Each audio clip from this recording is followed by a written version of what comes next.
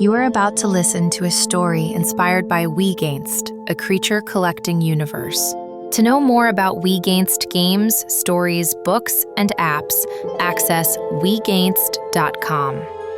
Now, enjoy the journey where we take your imagination to another world. Previously. I came to Arath to disappear, but instead a Wego named Apex found me. It chose me. I didn't want to be chosen by anything tonight. Then a guy with gold teeth tried to buy him, then take him, so I used a plusher so Apex could be mine. Apex turned to plush in my hands when a fight was about to start. Then I pulled. The ring slid out with a sharp drag, and the plusher left the plush's head in one clean motion. For a blink, nothing changed, and that nothing felt heavy because the tavern had gone quiet in the same way rope goes quiet right before it snaps. No sound, all tension, while rain kept worrying the windows like it wanted in. Heat rushed through the plush, fast and wrong, and the fabric in my hands tightened as if it had learned how to hate being soft. My wrists dipped under a sudden weight shift, not heavier exactly, but denser, packed with pressure that didn't belong in stuffing, and I watched it happen in that slow, ugly way panic makes time behave. The stitched face stayed angry, but the eyes weren't empty now. They were waking, focusing, locking onto the room as if Apex had been listening even while it was off. The plush jerked out of my grip without me letting it go and snapped into motion midair, forcing itself back into shape. Fabric became muscle, seams became skin, and breath filled its chest with a sound that made people step back without thinking, because nothing that small should sound that real. Apex landed low on all fours, head down, shoulders high, fur bristling, then tapped the boards. Tap, tap, tap. Before lifting its head to look at me, like it was counting what I'd do next. Gold teeth moved at the same time, and he didn't come in slow now, because slow was for bargaining.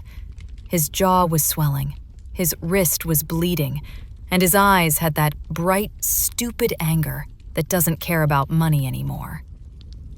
He grabbed for Apex first, too fast and too close, trying to win by holding and squeezing harder, and Apex sprang into him like a thrown stone, headbutting his jaw with a crack that sounded like wet wood splitting. Gold Teeth staggered into a table. The table tipped, cups and coins skated across wet boards, and Apex landed, pivoted, bit his wrist hard enough to make his fingers open, then let go before he could turn it into a hold. It wasn't acting like a pet at all. It was acting like a fighter that understood distance, timing, punishment. The friend who'd been circling behind me came in again, and this time he didn't reach for Apex. He reached for me, clamping my forearm while his other hand shot for my fist, for the plusher ring, and he almost got it. His fingers brushed the metal. For a blink, I felt the tool shift in my grip, and the cold thought cut through me clean. They don't need to beat Apex at all. They just need to beat me. Something in my chest set like a knot as I yanked my arm down and turned into the grab, the way you turn into rope tension so it stops owning you. My wrist rolled, my elbow tucked, his fingers slid off the ring, and I slammed my shoulder into him, close and ugly, sending him into a chair hard enough to knock it sideways.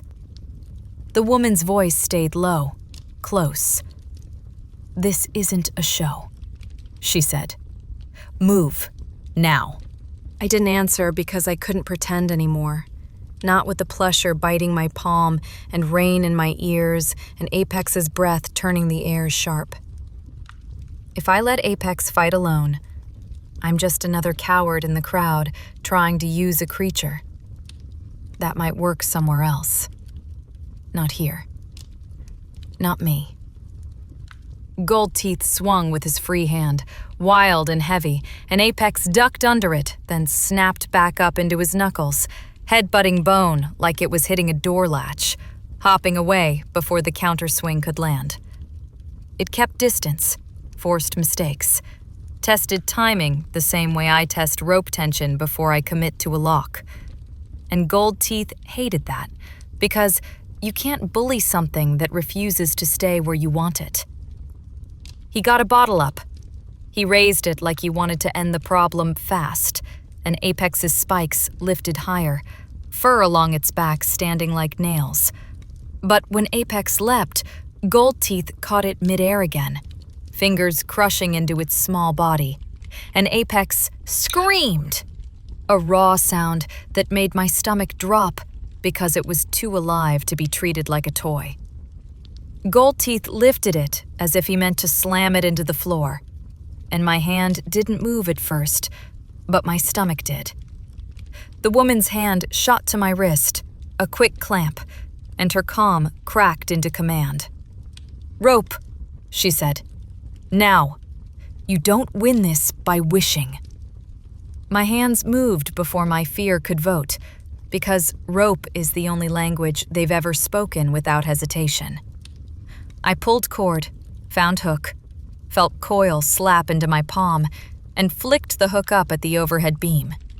It caught with a dull thunk, and the line ran clean through my fingers, burning a little through the glove as the rain outside kept hammering the roof like it wanted to count down to something. I snapped the line across Gold Teeth's forearm and yanked. Not hard, exact. So his arm jerked sideways in the wrong moment, and his grip loosened, and Apex used the opening like it had been waiting for it. Apex twisted, drove its skull into Gold Teeth's wrist joint, dropped free, and when Gold Teeth yelped and stumbled, I pulled again, short and sharp, turning rope into a second hit that ruined his balance without needing a third. Apex hit him low, shoulder into ribs, fast and brutal, then teeth snapping inches from the throat without biting. Not mercy, control. A warning that said it decided how bad this got.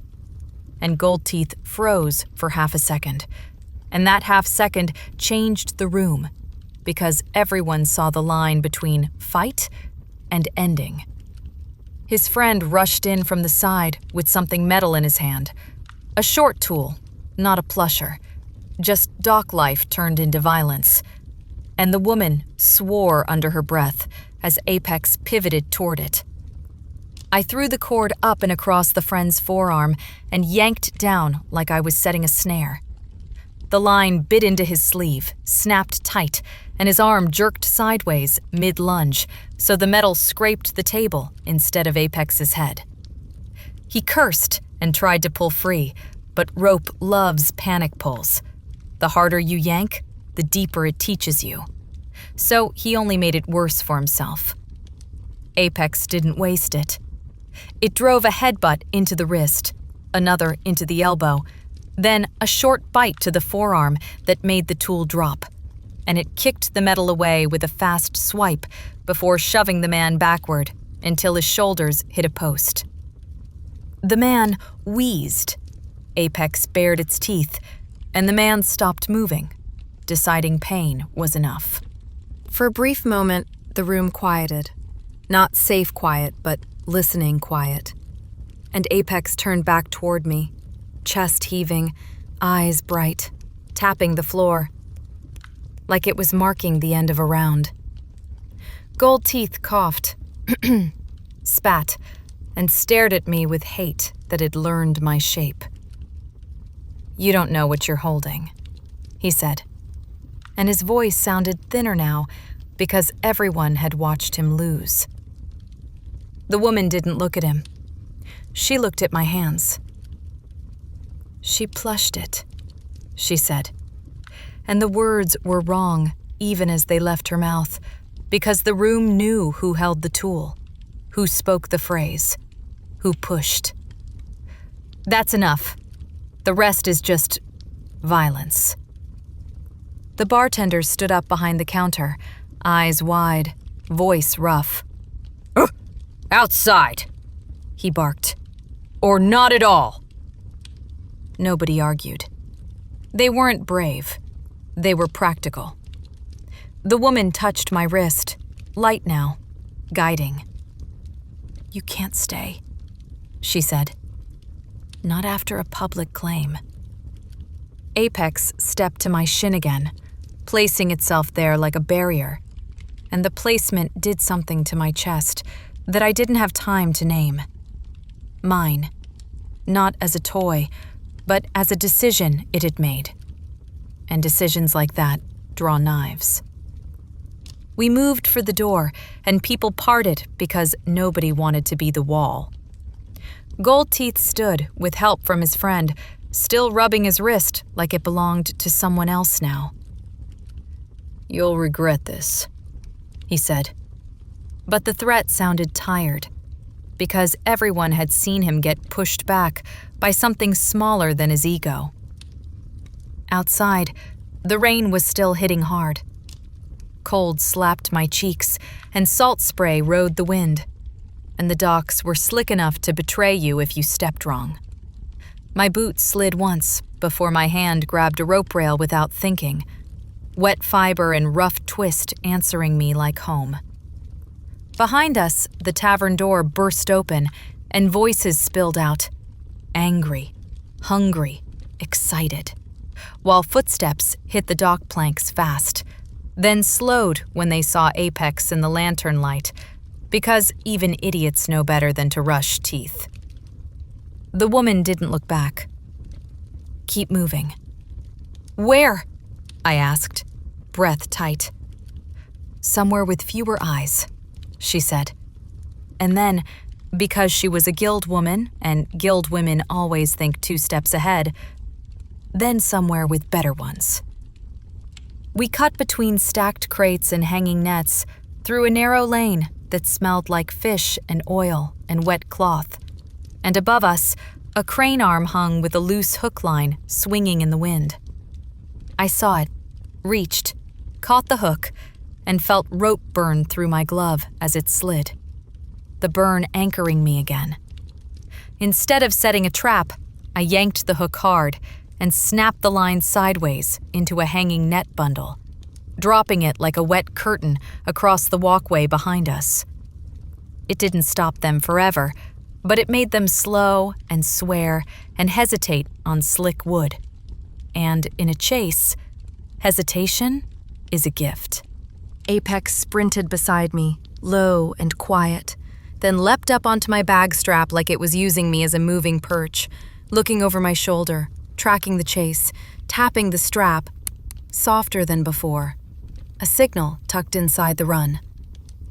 We reached a corner where the dock narrowed and the lantern light thinned, and the woman slowed under a sagging awning and lifted her hand. We stopped in shadow that wasn't safe, but was less public, my chest hurting, my throat tasting like metal, my hands shaking now that the pull was over, the way they always shake after a long trance, while Apex didn't shake at all. It stood in front of me, bristling, watching the lane we'd come from, breath steady, body ready, acting like the fight wasn't finished because it knew something my tired brain didn't want to accept. In Oreth, being alone is a short road to losing something. Maybe your mind, maybe your life, maybe both. I whispered, "Why did it choose me?" The woman kept her eyes forward. "Sometimes they choose," she said. "Not because you're special." "That's worse," I muttered. "It means you're readable," she replied, and the rain filled the space she left between words. "And it means your life just got louder."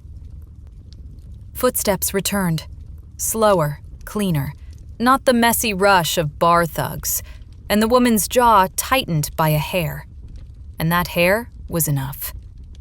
A figure stepped into the mouth of the lane, lantern behind them, face mostly shadow. They didn't shout. They didn't run. They raised one hand, open palm, and the calm in that gesture made my stomach drop. Authority.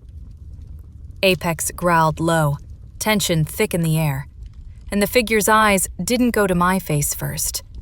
They went to my hands. Tar in the lines, burn in the glove, the way I held the plusher like it belonged there. "Rope hands," the voice said, like it was my real name. Then the gaze slid to Apex, still bristling in front of my shin. "Keepers don't run in Orith," the figure said, calm as a verdict. "Not if they know what they are doing." Apex tapped the boards once. Just once. And I understood that the tavern fight was the easy part. This story isn't over just yet. To be continued in the next episode.